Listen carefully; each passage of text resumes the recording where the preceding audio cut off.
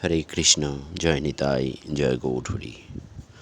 আজ 12ই আষাঢ়, 27শে জুন, বাংলা 1433, ইংরেজি 2024। আজ খুবই শুভ একটি দিন। সেটি হলো শ্রী নিত্যানন্দ রাঘব পণ্ডিত ভবনে পরম বৈষ্ণব রঘুনাথ দাস গোস্বামীর দণ্ড মহোৎসব ও মেলা। আমরা সকলে মিলে সেই মেলার উদ্দেশ্যেই রওনা হয়েছি।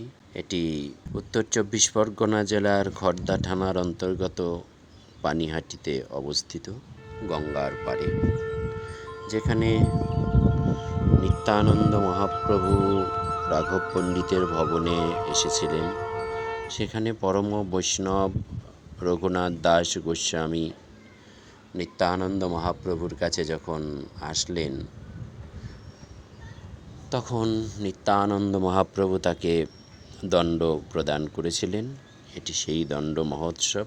দণ্ডটি ছিলেন আগত পুণ্যার্থ ভক্তদেরকে দধি চেরা সেবা করাতে হবে।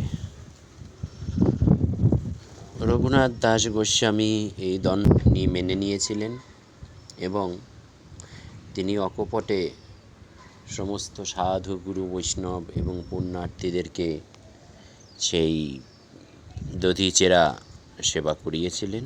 তো সেই সেবার মধ্যে দিয়েই চৈতন্য মহাপ্রভু এবং নিত্যানন্দ মহাপ্রভুর কৃপা লাভ করেছিলেন।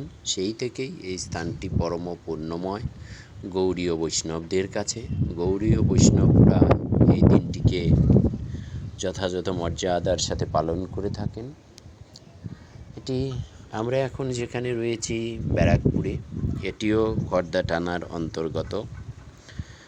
এখান থেকে 2টি স্টপেজ পার হয়েই ছোটপুর থেকে টোটো ধরে আমরা সকলে মিলে মেলার দিকে অগ্রসর। বহু পুণ্যার্থীর আগমনের কারণে আমরা টোটো করে মেলাস্থলে পৌঁছাতে পারলাম না। আমাদেরকে অনেক দূরেই নামতে হলো।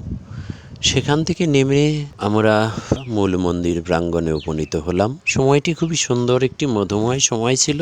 সেই সময়ে মহাপ্রভুর ভোগ অনুষ্ঠিত হল।